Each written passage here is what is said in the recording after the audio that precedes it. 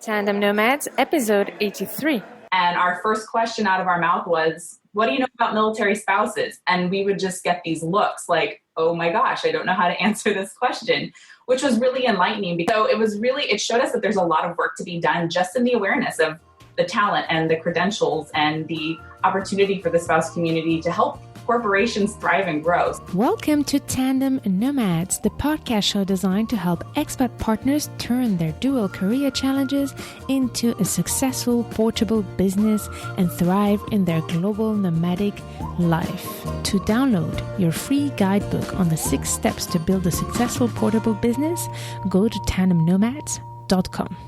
Hello, Nomad Nation. Welcome to Tandem Nomads. I'm your host, Amel Deregi, and our guest today is Erica McMannes.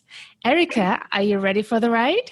I am. Good morning. I'm excited. I'm very happy to have you here. So, Nomad Nation, Erica started out her career path in 2003, working for the American Army in various director and leadership positions. Erica is also a military spouse, and after 10 years, 6 moves in the country and abroad, 2 kids, and limited traditional job opportunities, she had to get creative with a way to find fulfillment and income that matched well with the unpredictable military lifestyle. So her entrepreneurial spirit started when she joined as a consultant, a veteran-owned startup, and managed to find the flexibility she was looking for. And in 2016, Erica co-founded her own startup called Hire Mad Skills, a company that sources virtual work opportunities for military spouses to clients ready to outsource. So Erica, I tried to summarize your journey. That must have been much longer than this. So is there anything important that I missed? And let us know what's happening in your world today. Yeah, no, thanks. That was an amazing introduction. And I think it summarized it pretty well.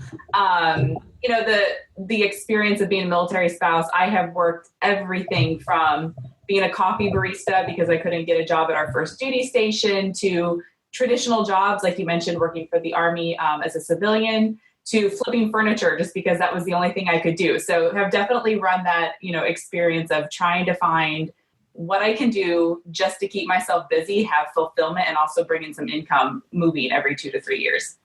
This is amazing. And where are you now, actually? Right now we are in Yorktown, Virginia. So we're in the large Hampton Roads area, which is kind of a cool area.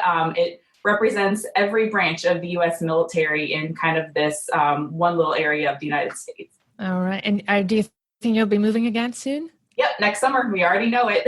Wow. Okay, so that's going to be interesting to see how it goes for you and the portability of your business, Yes. So, and this is what Tandem Nomads is about. It's about helping expat partners and about how to build a portable business. And this is exactly why I brought you today, because I realized over the time with Tandem Nomads that there's more and more military partners being part of Tandem Nomads.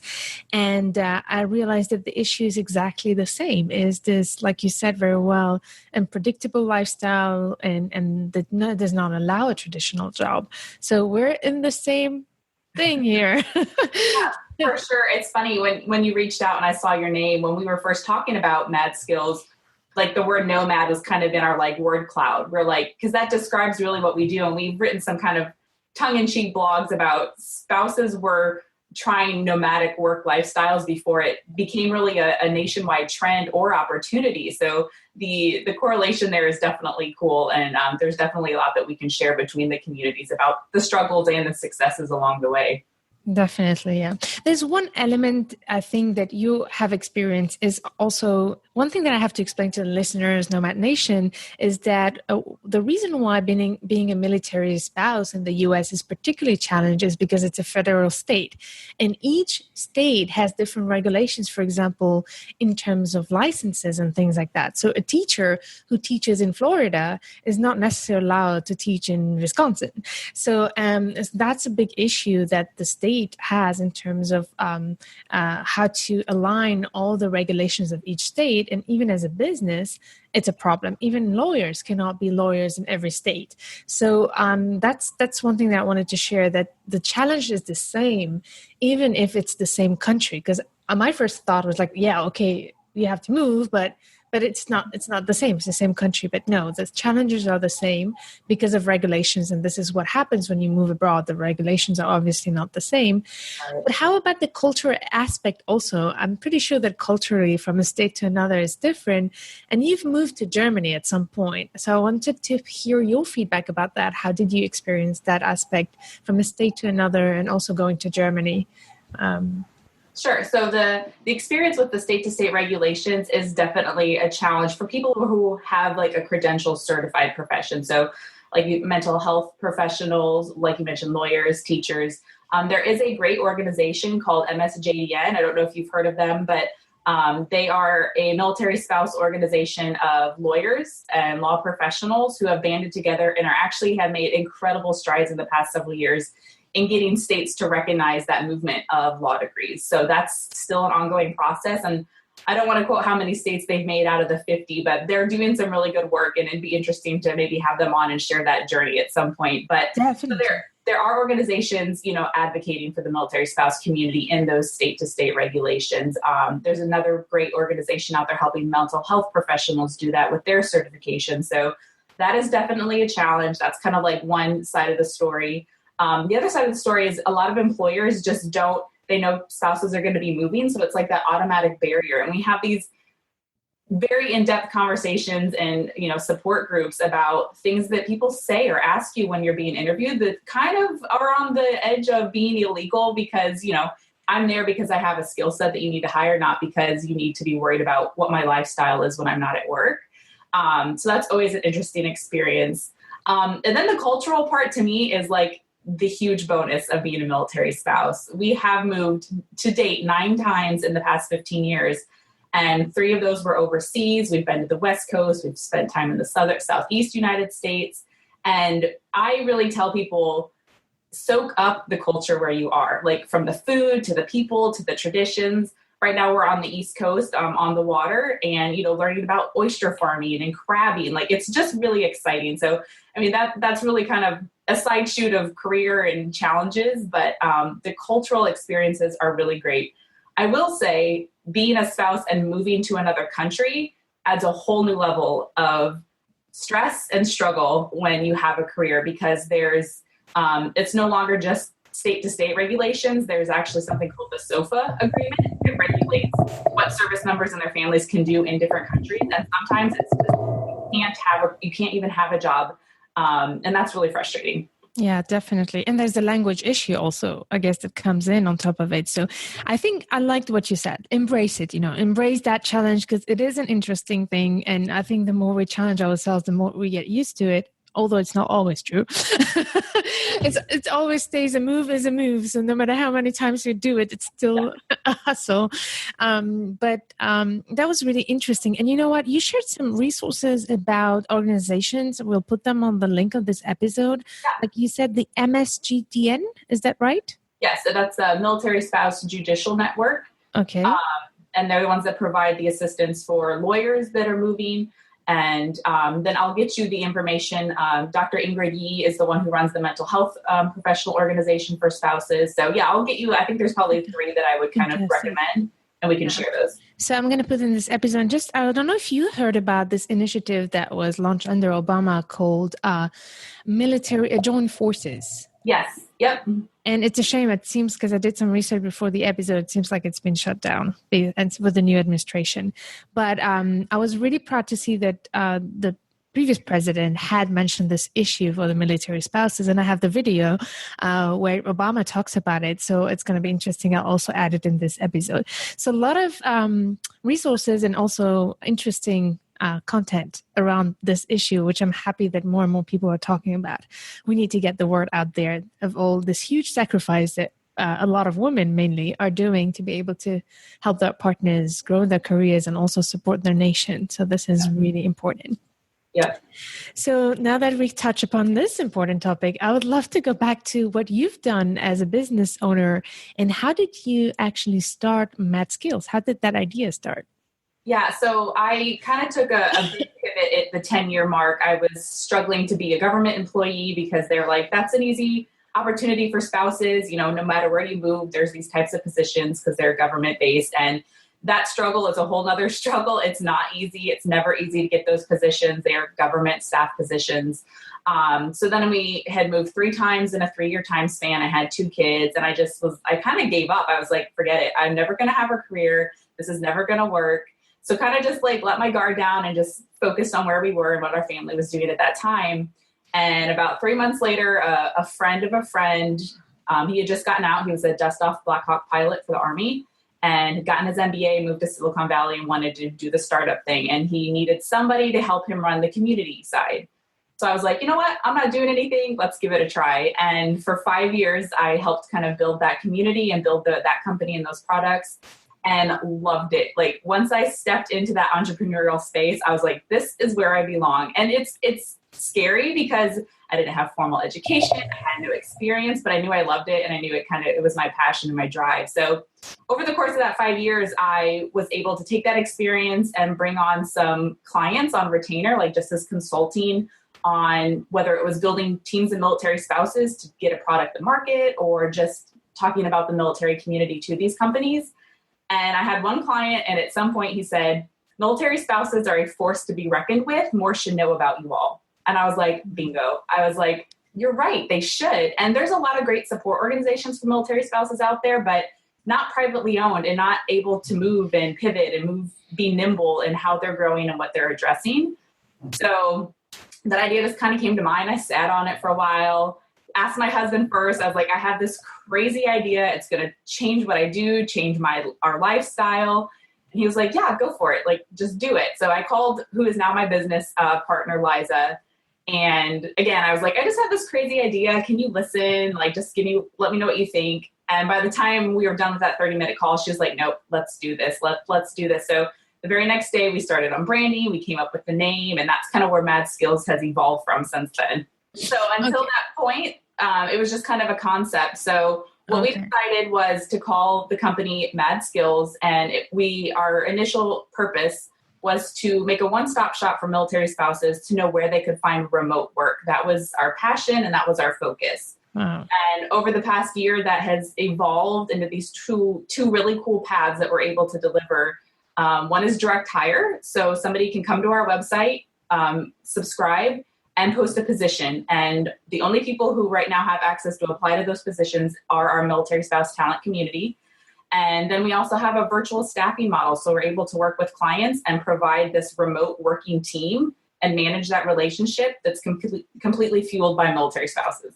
Wow, this is amazing. So, okay. So one thing you said, I want to touch upon all the aspects, and that's going to be hard, but of developing a startup and everything and how to grow a startup and a company. And you mentioned one key word that for me in your experience even before, and I'm sure this is what you had to do then, is the building a community, because we talk a lot about an expat as in Tandem Nomads. We talked at many occasions of the importance to build a community around your business. And Nomad Nation, if you remember, we have the episode with Naomi Hathaway, if you go to Tandem Nomad /78 about how to build a tribe around your business. So I want to know a bit more about your experience with that and what are your takeaways about how you had built the community around your business. Yeah, so the military community is what we call our lifestyle. You know, on the very personal survival level, the military thrives because of community. And so that's something that we come by very honestly in understanding those connections.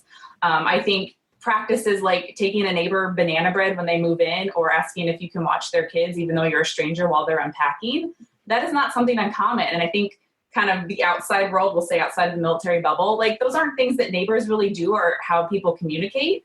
So we really have that cool understanding of what community needs, because oftentimes when tragedy strikes or life gets difficult, that is how we survive. So then that just kind of trickles out into every other thing that we do. So we knew as Mad Skills, serving the military spouse community, that was what we had to build first. We had to build the brand. We had to build the spouse side and understanding the concept and how it was going to be a benefit to them.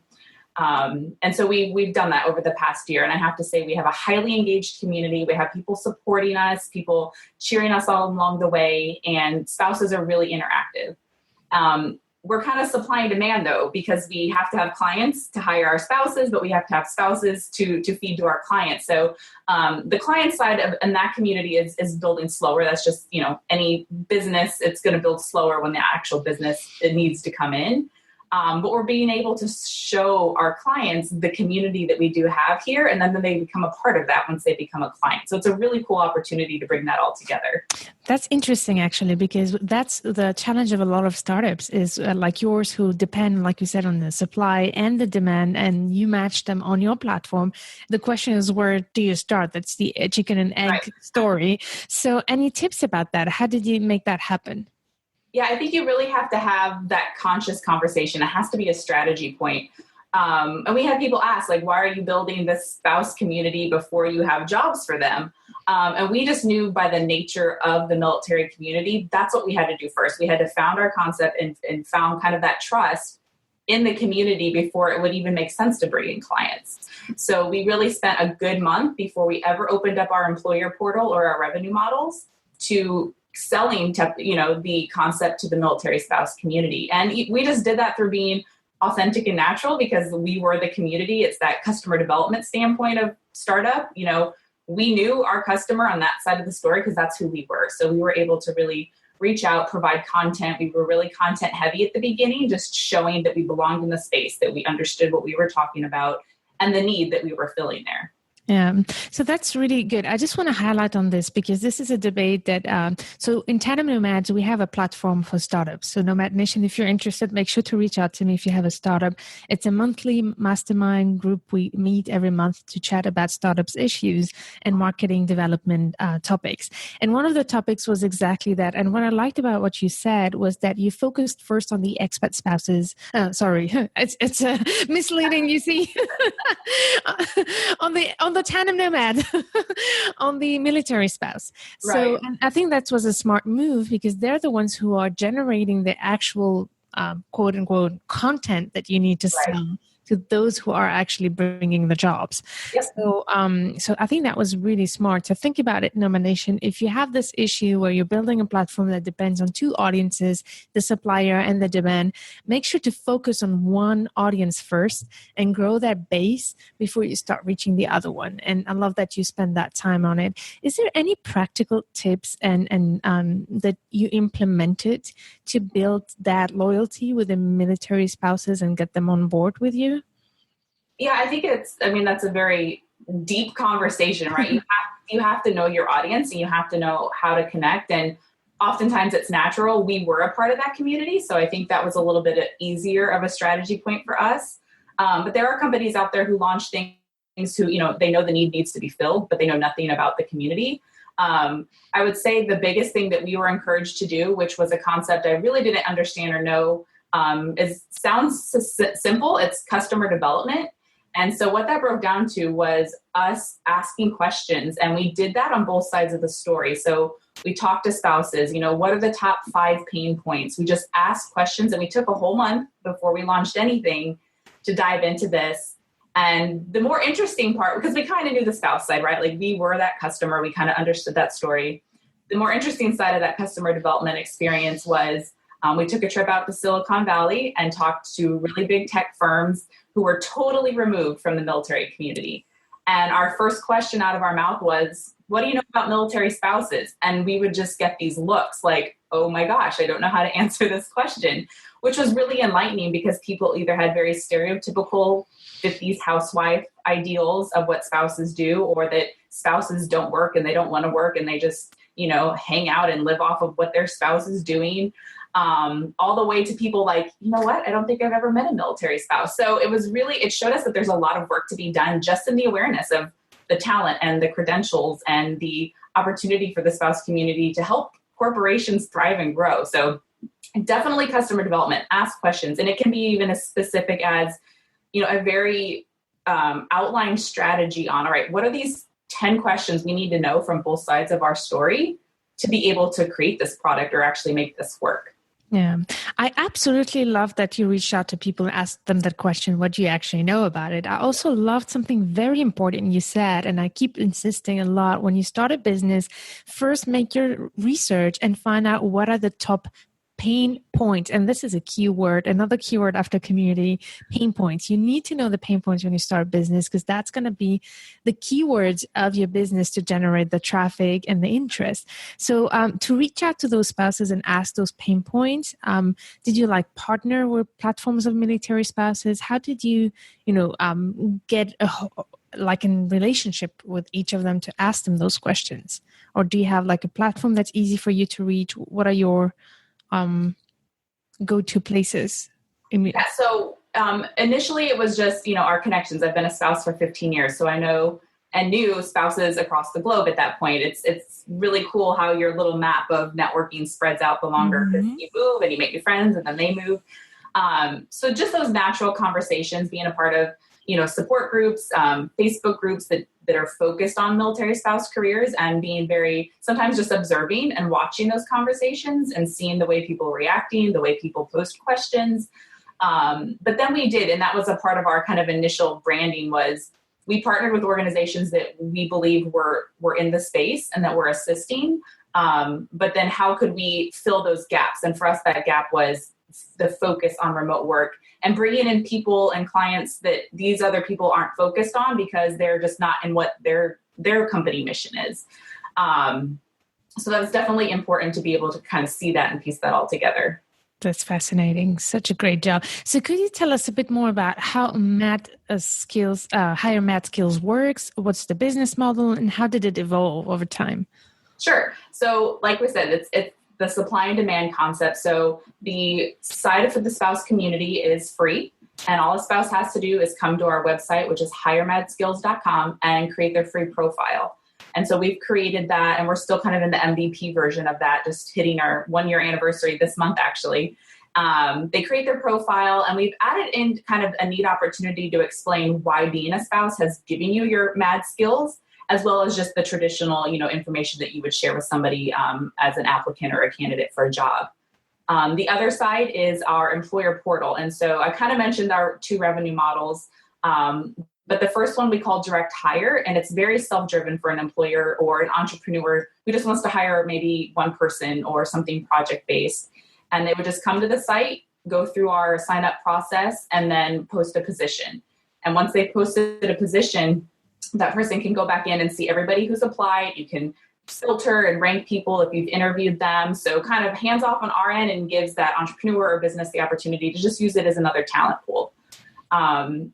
The evolution of that concept has been to now what we do with virtual staffing. We found a lot of clients love the idea of remote work, but have never had remote team members before, or don't know how it works, or don't have the time or capacity to manage that relationship. So we've been able to create that where we're spouses, our marriages and our friendships and our work lives thrive remotely. Like, we know how to do that. So we've been able to take that experience and kind of develop this remote team management to where we understand what the client needs. We know the positions they need to be filled. We then go to our talent community, find those spouses that can do that, and then we marry that up with our team management, and the work gets done. So those are kind of the 2 models, and the virtual staffing continues to evolve, and it's really exciting to see it happen. And I think that's an important point too for business. My initial concept was just like, oh yeah, this awesome website where people can post jobs and spouses come and apply. Great, and that is working. But we had this other opportunity to kind of work in this other model that is really actually serving both sides at a much higher level. That's really great. But what's then for the companies who basically, if I understand well, is the employer that generates revenue for you, right? Yes. So is it a monthly fee or is it per job? How does it work? So for the subscription coming through the website, it's a subscription fee. So you pay to have access to the site. And that's $197 to post a position. With that $197 a month, you can post 5 positions. You can post 1 position. We do have like an on and off opportunity. So some people come, if they're an entrepreneur, they just need 1 person this month.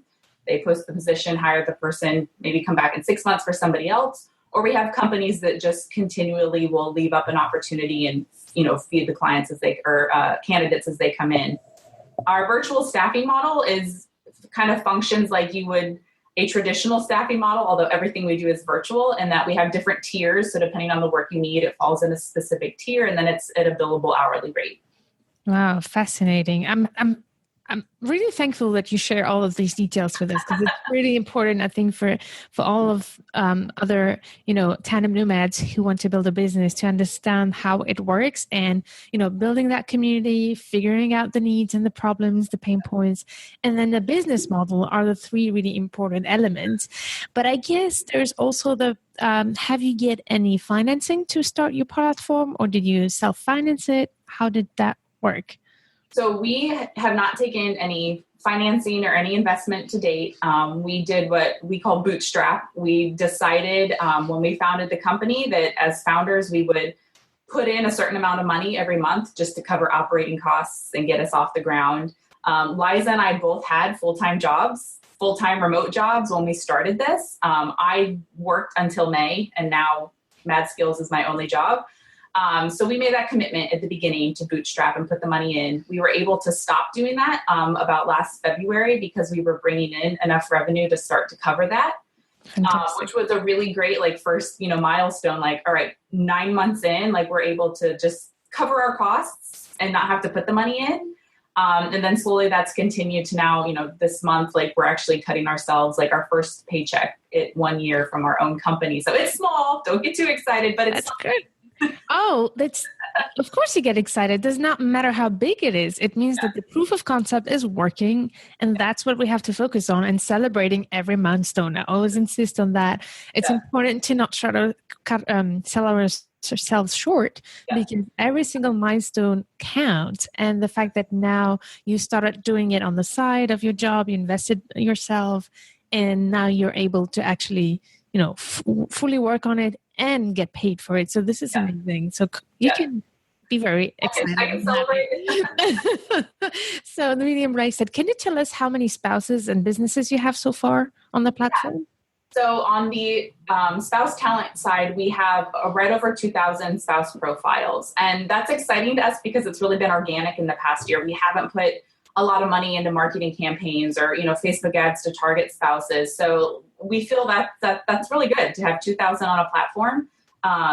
And we're really excited to continue some partnerships and actually start maybe putting some money into marketing to grow that, because there's 1.1 million active duty military spouses out there and 15 million veteran spouses. And we're not just closed to active duty spouses. We welcome veteran spouses, retiree spouses, and male and female. I know predominantly the spouse community is female, but there is a really great, talented portion of male spouses out there. So we always want to be sure that they know that and that they're included. And we've started to be careful with that with some of our branding, showing male faces and showing the diversity, because spouse community is as diverse as the rest of the world. So we always want to let people know that. That's a very good point, by the way. Very, very good point. Yeah. It is.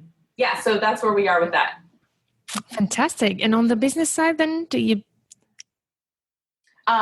So we've worked with about 25 clients over the past year. That's fantastic. Some of those have been the direct hire. Some of those have been a staffing model. And we've successfully placed about 50 spouses in a remote type opportunity in the past year, which is really exciting. So as we round into year one, we're going to start working on some of those success stories and being able to share some of how that has worked for spouses. These are really, really good figures, because at some point when you start developing and growing, you might need investors. And these are the figures to be able to show and to prove that it's working. And if you're saying you have over 50 people hired for 25 businesses, it means that each business has hired at least 2 people. Yes. So this is really, really good. And they might be repeat customers. So this is what matters also. So very, very exciting. I'm really excited for you, and I can't wait to follow your journey. Thank you. So tell me, do you have any now marketing strategies? You're saying that now you're ready now to venture out. It's been organic so far. You've done it step by step, and this is the way to do it. And now you're ready to go to the next second level. So what's your marketing strategy now to start reaching out beyond the organic reach that you have in your own personal network, etc.? Yeah. So again, the two sides of the conversation. The spouse side is really hard to market towards because we know where spouses live, right? They're mostly on military installations, but getting in through the bureaucracy of a military installation to just talk to spouses is really hard. So that's where kind of those key partnerships come in with governing military support organizations to get our word out. And then we've just started developing some digital campaigns and some lead funnels to start to get our, opportunity. And a lot of that is narrowing in what the branding means now that we know we have our virtual staffing model, and continuing to narrow that into kind of just easy as the copyright on the website or the landing page, right? It's going to grab those clients. So we've been doing some of that A/B testing over the last couple months and trying to narrow in before, we want to know what works before we throw a big chunk of money at it. So we have been playing around with that and plan to use that this fall.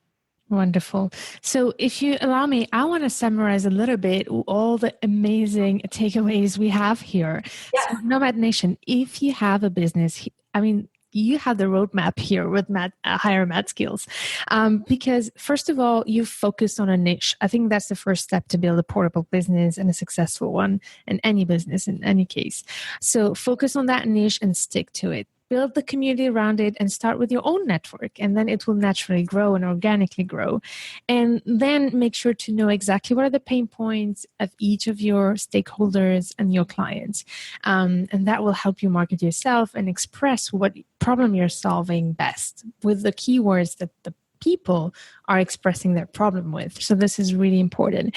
And then once you start, it's really great that you start having figures. I think this is very critical, that you start proving the concept of your company before you even start risking, getting more investors, or start step by step, start with, small steps and get the proof of concept. And it's amazing to see the figures you reach in 1 year. We should really be excited about it. This is fantastic. And now you're ready to venture out. And I love that you mentioned 2 important and great strategies for your marketing. Strategic partnerships, which means reaching out to platforms where you can have more of the military spouses and more of the employers. So that's really great. And then you mentioned also digital campaigns, which is basically Facebook ads, Google ads, and things like that, and search engine optimization of the website and things like that. So these are really smart 2 strategies, and I can't wait to see how that's going to go. Thank you. Cool. So it all seems like a smooth path and really great. I want to know, what are the biggest challenges you've been through in the last year doing this? Yeah, it is not smooth, right? I think that's the appeal of how it can seem, because that's what you show, right? You're trying to build a business and make it profitable and make it successful in the eyes of everybody. And so we tend not to share like those moments when you're like, I give up. I'm just going to go work someplace and just cash people out of there. Like there's days where you want to do that. I think 2 of my biggest learning curves over the past year have been, 1, how to learn to delegate. I think as my own personality, also as a military spouse, there's been times in my life where my spouse was gone for 15 months. I was in grad school. I had a baby. Like I had to do it all. And so being a passionate entrepreneur, I'm like, yeah, we can do it all. Like we can do this and this. And as you grow, you start to see those moments when you're like, oh yeah, we can't do all of this. We can't keep growing in and being, out there and working and managing clients like really, really well. Like you have to start to bring people in that can help you do that. So that's been a big learning curve for me, just like on a personal development level, is learning how to delegate and ask for help and find those right people to help you, because that's how you scale and that's how you grow. I always understood that in concept. It's different when you're actually the one going through that process. I know. Yeah, that's really an important point. Know how to farm out at some point. So how did you manage to do that? We have a talent. We've grown a talent community of military spouses, so that was easy for us. We've been able to find the people that we need pretty hands-on, because that's what we've grown. So that's been a cool opportunity, is to also bring spouses into our own team internally. Yeah. Did you pay for them right away, or did they volunteer at the beginning? How did you? We've been able to pay, and not career salaries at this point, but we have been able to pay the people that we've brought on. That's a hard point for us, because the military spouse community is very driven by volunteering, and often our entire lives can be given to unpaid volunteerism, which is excellent, and it gives you a whole really cool skill set. But being a company that we knew we were wanting spouses to get jobs and spouses to get paid, I was just like, just by our mission and values, I had a really hard time asking anybody to volunteer. That's very smart. We had people writing us saying, hey, I love your concept. I will work for you, even if I can't be paid. And I struggled with that internally. I was like, how can I ask people to work for us for free when we're trying to build a whole business to put spouses on the map as people who are, are credentialed and certified to be paid in really great jobs. So that was just a little personal struggle. I would say my second struggle in the whole journey over the past year is I say a recovering perfectionist. I like to know everything, understand everything, be able to, articulate it back in a way that makes sense. And when you're growing a business, you do not know everything.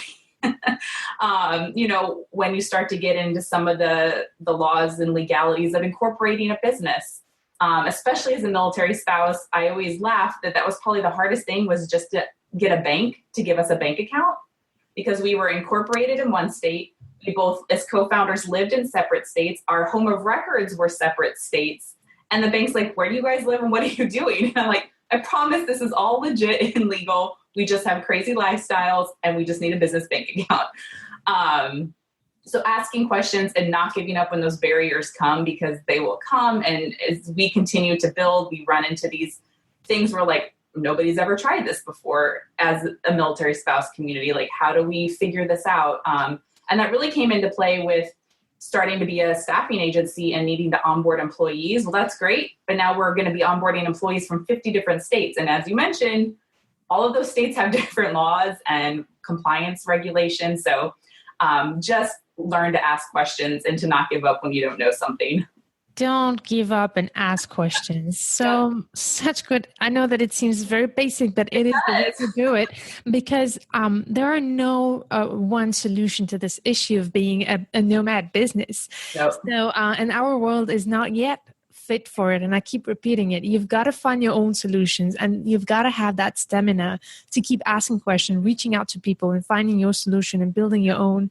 And sometimes, honestly, I do think that it requires to not bend the rules, but learn how to serve around the rules. And I'm sorry, but this is it. Our world is not a clear path for nomads like us. Hopefully one day that will change. So that I'm so happy that we've you brought up this. This is really what I think so many tandem nomads around the world struggle with. And this is really great that you show that it's possible. It's not because it's difficult that it's not possible. One aspect we did not cover is the fact that you have a partner. And I think we're going to have to make it short because this episode, it's just so amazing what you're showing us today. But could you share us a little bit about, it's not that easy to work with somebody else as a partner. I know it for a fact, for seeing so many startups struggling sometimes to keep up. And so any tips about that, about your partnership, and how are you making this work? Yeah, so Liza Rodewald is my partner, and she's a software developer. So she has a very important skill set that I knew was going to be important to the success of this business. And Liza and I just knew each other as acquaintances in the same neighborhood about 3 duty stations ago. So we weren't best friends, we weren't business partners. We just knew each other respectfully and within the community. And I knew she had worked remotely for a long time. I knew she had started up and sold several businesses over the course of several years. And so when this concept came to mind, I knew I was going to need somebody business-minded. And so that's why I approached her, just knowing her work ethic and who she was. So we really became business partners for a business reason. And then, of course, through then have became very good friends. And we can call each other, our business wives. It really is a marriage. And I think that's the success point, is that level of respect and constant communication, especially when we're remote as well. We don't live in the same city. So we are remote founders of a remote company, and just constant communication and honesty when things aren't going well, being able to say, hey, I'm a little overwhelmed. I'm not going to take any calls on Monday. Can you cover for me? Just that type of thing that seems really simple keeps that relationship healthy and thriving. It is like marriage. It is. Yeah, completely. On top of it is the complementary. I always advise people who are looking for partners to find a partner that's complementary. Don't partner with somebody who's your copy form of what you do and your skills. Make sure that it's somebody who has not the skills you have, but has the skills you don't have. So I think that's what's amazing. So is she the one who developed the platform, or did you? Yes. So Liza developed our MVP, and now that we've just hit the 1 year, we're in kind of strategy. I'm like, all right, what's the next version going to look like? Wow. Oh, wow. That's super cool. Managing to have the tech aspect within the company is a huge asset, especially once you're ready to go venture out for capital. Yeah. So that's what a lot of investors look for, a complementary team with a tech involved in the company. So that's really cool. Fantastic. And keep communicating. That's important. I guess you also have a contract. That must be very important. That states your own roles, etc. Right? Yes, we did that as part of our, legal corporation of the company, a shareholder agreement, or, whatever you call it. We work with the law firm to make that, which is important. Yeah. So Nomad Nation, if you're looking for a partner, look at complementary partner, especially if it can bring you the skills you don't have, and sign a clear contract. Try to think about all the options, make enough research when you build that contract, and reach out to lawyers. Don't do it by yourselves, that's for sure. I know it for a fact. I've seen so many startups, struggling. And if there's a problem with a partner and you need to split, then the rules are very clear once the contract is written properly. So that's another takeaway here. Oh my God, I would continue for hours with you, but I think we have to say goodbye. But before, is there any book or online resources you would recommend to those who want to build a portable business and a startup? Yeah, and this may be kind of a niche answer, but I am an introvert by nature, and being a business owner, having to talk to clients has really pushed me out of my comfort zone. So I've really thrived by reading books about the introvert space in a big world. And so there's several good ones out there. One by Susan Cain, it's called Quiet. And it's kind of the positioning of introverts in the world and why we belong there and why we actually may be running the world quietly behind every extrovert out there. So that's been really important to me. And then just business strategies, like the 10 times advantages, and just books that feed you what you need in the time.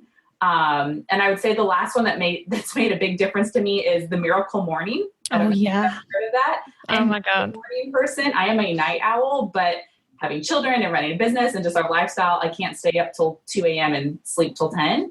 So maybe someday as a nomadic business owner, I'll be able to have that lifestyle. But for now, that training requires me to get up early, work out, get the day set so that by the time I'm able to sit down and do business, that's what I'm able to do. So, and you've got children and everything. Let's not forget that you're still a mom and you have to take care of your home and support your partner on the move. So, I absolutely love this book I will check it out. Susan Cain, Quiet, and also Miracle Morning. I'm a big fan. Talking about tribe, that's a tribe. Whoever read this book is part of the tribe of L. Harold, who's the author of the book.